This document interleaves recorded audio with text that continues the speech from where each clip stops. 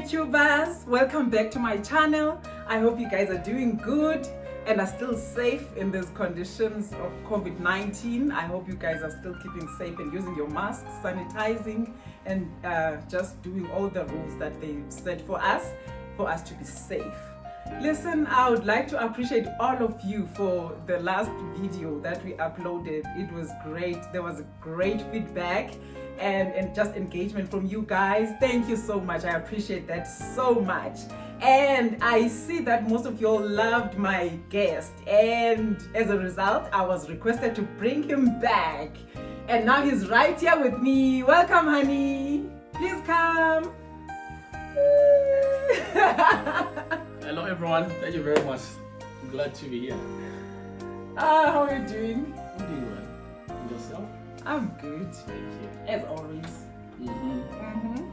And okay, thank you for joining me again. Thank you. This is really exciting and it's getting hot.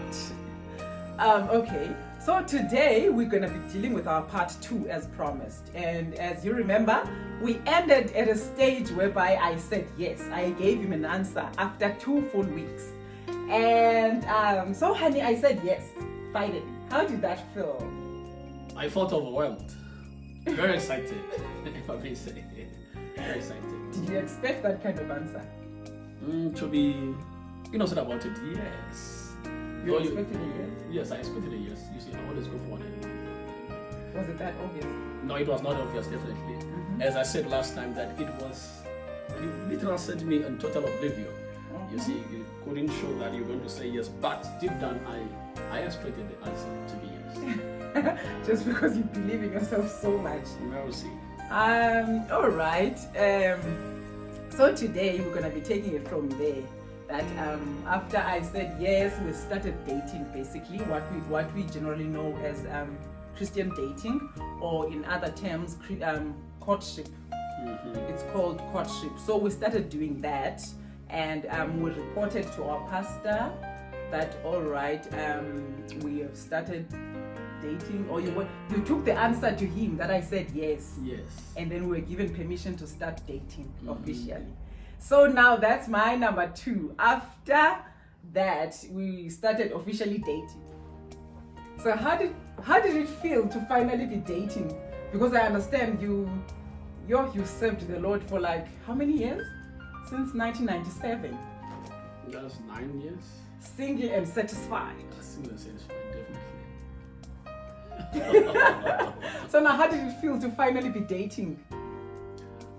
Exciting, but not that normal. It was a bit, but okay. It's very exciting, yes. Because I was not used to it. You see, I was excited at first, and then like I was just trying to find myself if really this is happening or not. But it was a good feeling. I must admit, for me it was too exciting. Because I was the kind of teenager that I watched soaps so much. So I would watch Days of Our Lives. Though I was Christian, like I really got it together. I was a good Christian and I was single and satisfied. But then on the other hand, I used to watch soapies. I'd be like, oh my word, how does it feel to date and whatnot? And I was still a teenager. So now it was so cool for me to finally be dating. So now there's this thing that I've been thinking about.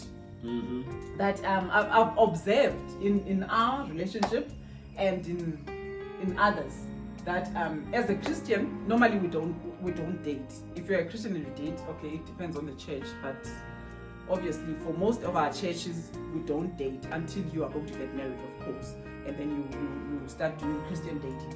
So now there's this thing now. Our families know we don't date.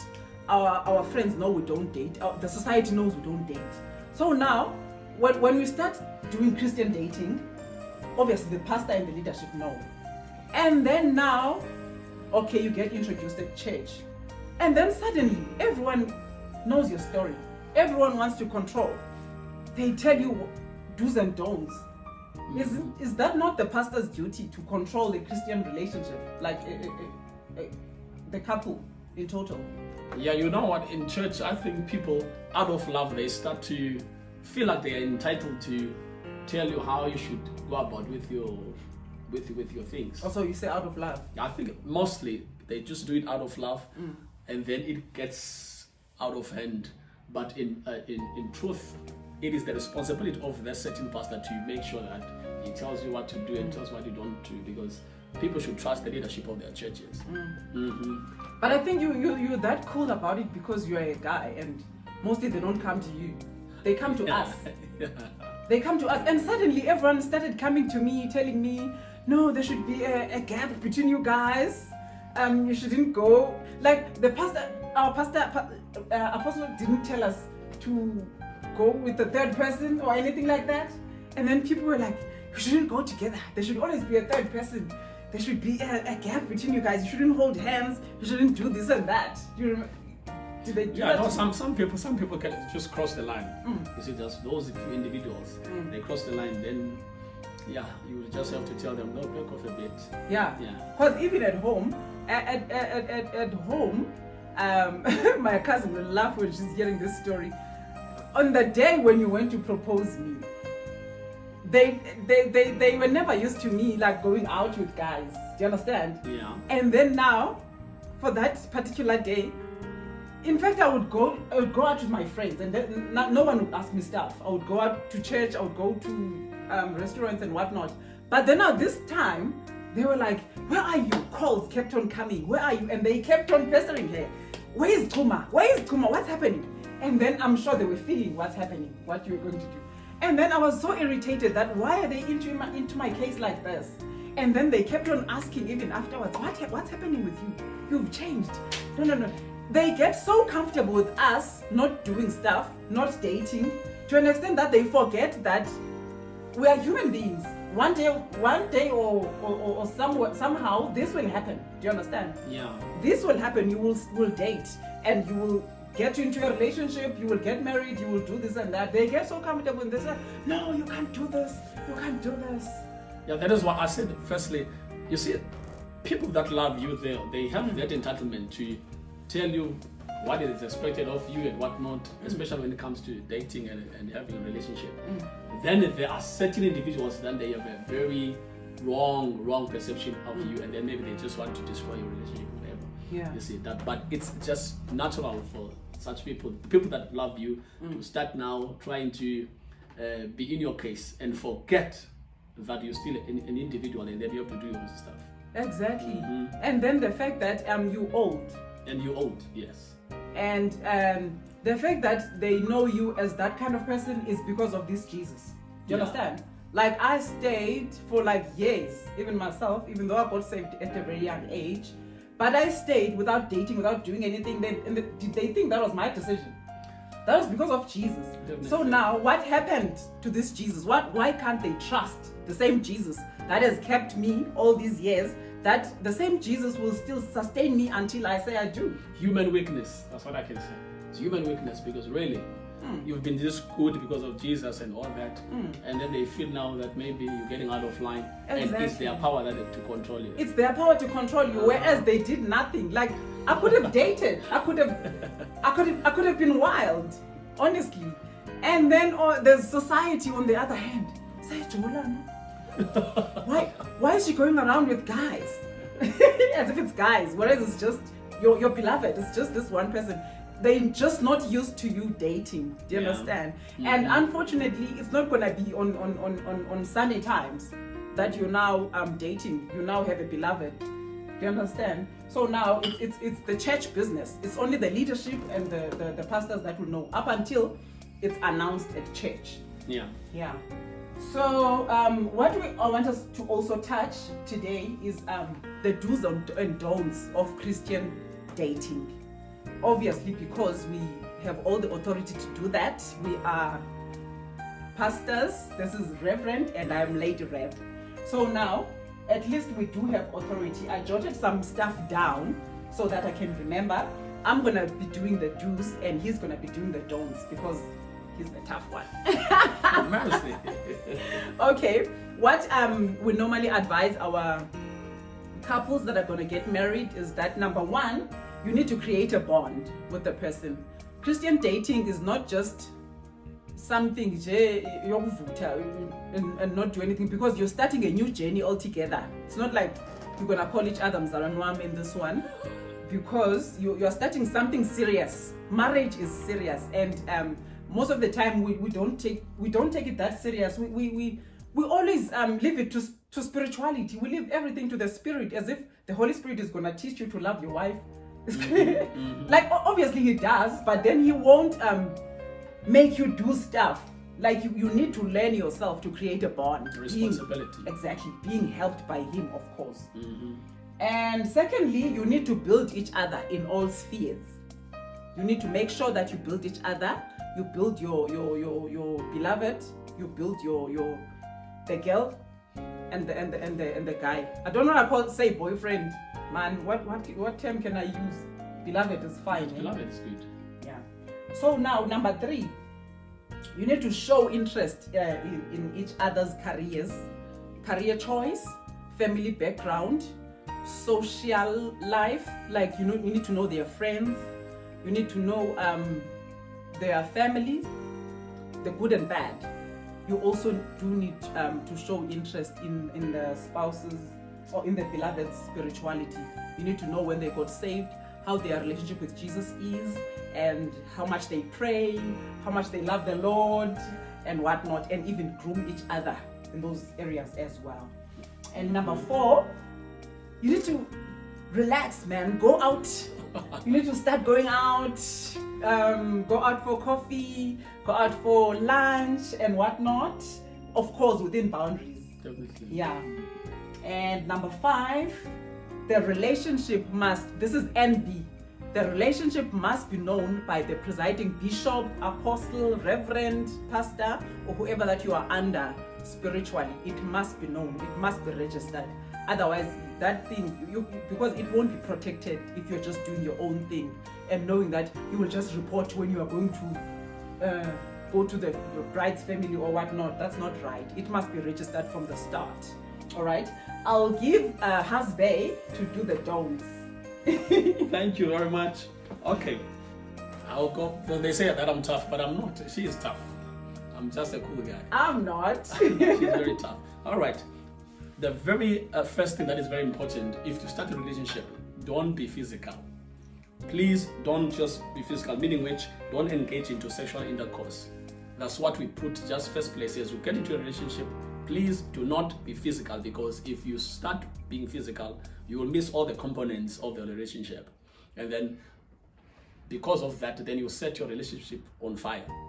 You see, just like an example, if you get to a wedding and you start by cutting a cake before the program starts, then that wedding is over.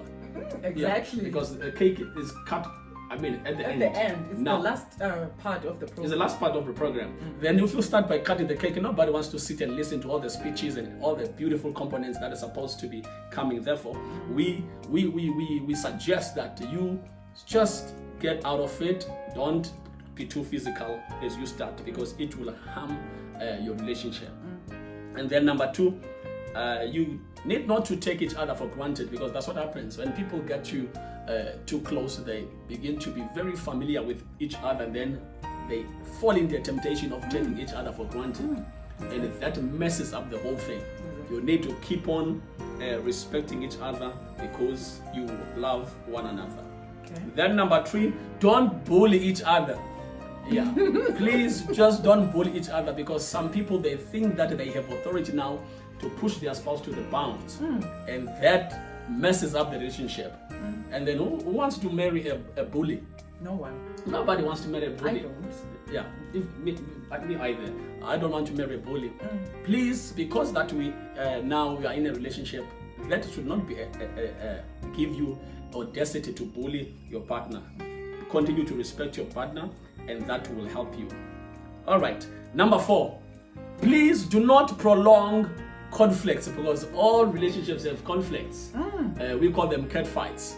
If you have a conflict, please try to resolve it as soon as possible, because it puts sour elements if you keep on the relationship. The conflict to prolong for a long time, then it will not be sweet anymore. Please try to resolve your issues, because that will help you even when you are married. Because I cannot promise you that catch fights will stop when you're married. That is why you need to practice now, that if you have an issue that you're not happy with, deal with it immediately, and then continue with a beautiful relationship and enjoy. Lastly, for today, because I hope I'll come back again, you love me. Lastly, don't be too excited. Don't see each other in awkward places. What do I mean by saying that? You see, you are on fire, you love each other and everything, the emotions are too high. Now, to protect yourselves, try to have your meetings in places that are safe for you, environments that will not be awkward, to a point that if one of you is feeling weak, and then that is why you just have to look at places that are very safe for your own good. Don't meet in awkward places. Let me say you want to meet at 12 o'clock in your boyfriend's or your beloved's room until 2 o'clock in the morning, because now you are in a relationship. The next minute we hear stories, and we do not want to hear that. When it comes to Christian dating, I'm not trying to put times, I'm just trying to put in the places. They must not be awkward for you, because you love the person, you want to protect the person, and also want to protect your relationship. And that will help you. We push such teachings for your own relationship and for your own good. Thank you. Thank you so much, honey. There's more where that came from, of course, and maybe you can just come to our seminars if you want to hear more, because here we're working under time constraints. And lastly, I just want to share within a few minutes our journey now, because it was a beautiful journey of courtship as we headed towards our 9th of December, 2006. So beautiful journey started when I said yes, and then of course we started the courtship, went to the Pastor JM, our lovely father, and then now we started dating, started going out, seeing each other. But then I stayed in Durban, so I would always come home and then I would see him, and then yeah, it was beautiful. Go to the park, take a walk. And then you went to my home to ask for my hand in marriage. Yeah, because it doesn't just end there. You have to meet the family, because if it is real, it has to touch the family. I had to go to the family to do my dues, pay a dowry for you. If you like it, put a ring on it. I don't know when I get there. If you love it, just go to the parents so that they can give you a blessing. And then I went there, paid dowry, and that was it. It was lovely. Yeah, I think you went twice. Yeah, I went twice. Yeah, and the most traumatizing part was for me to like say at home that you're coming. Oh my word, that was the most traumatic part ever, because I don't know why. It's the right thing to do. Like, if a guy loves you, they go to your home, they go ask for you. And then you're telling my mom about it was like another story. I was so scared. And I remember he kept on calling me. Have you told them? I was like, no. And telling my parents was not a problem at all. Yeah, because you're a guy. For us, it's not that easy.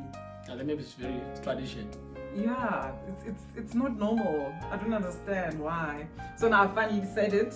I said it over the phone, and then I went home after I said it, because I didn't want to say it face to face to my mom, because she was like, "You're still young." Oh, I was 19, remember? 18. So I was 18 when he actually asked me out, and we got married when I was 19.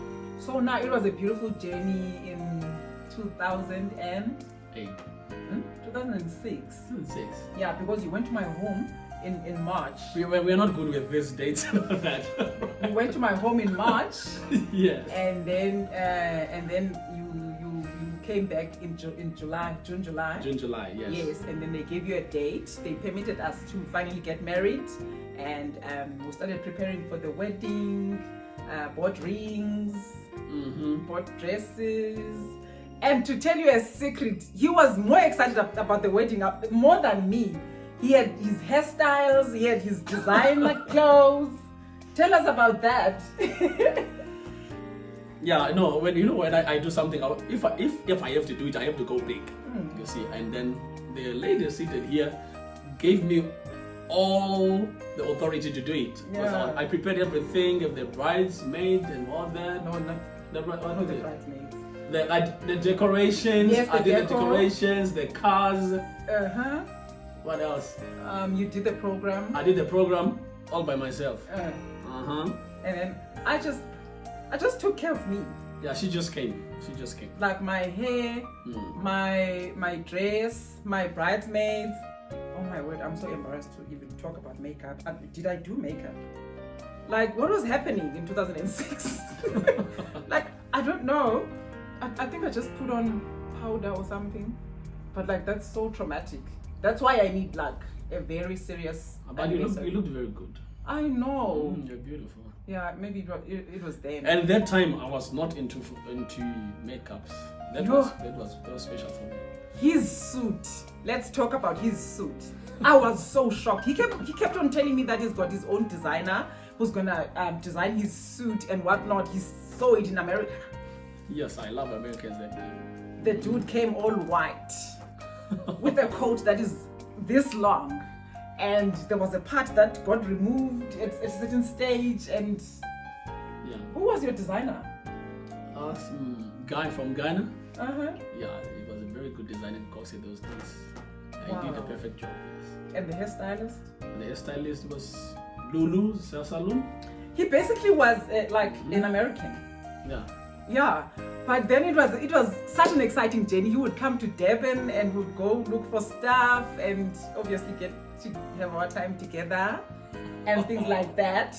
I really enjoyed the courtship or Christian dating. And I just want to say to you guys, what is important is to enjoy the period, is to enjoy it to the fullest. And unfortunately, you can't enjoy it to the fullest if you break rules.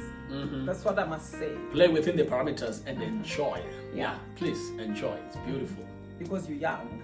You're very young. You will not get that time again. And yeah, it just sets everything for the honeymoon and for the marriage itself. It happens there. So yeah, just try by all means. If you start dating the good way, start courtship, you must make sure that you do it within boundaries. It's known by the pastor, and of course it has beautiful rules. Yeah, and direction. It is direction. Actually, rules they'll assist you to have direction towards the final day. Exactly. Otherwise, to all those that are already in courtship, we wish you well together, and we hope that you can enjoy the journey as much as we did. We can share the stories up until dawn. I'm telling you, I've just gone back. I'm feeling the emotions even now. Thank you so much, guys. Thank you. And that is it for today. Up until we meet again for part 3 that we're going to be dealing with, still on Married at 19. Thank you so much for following us. And thank you for liking, for sharing, for commenting, and subscribing. May you please continue doing that. Subscribe. Thank you so much. Bye. Bye.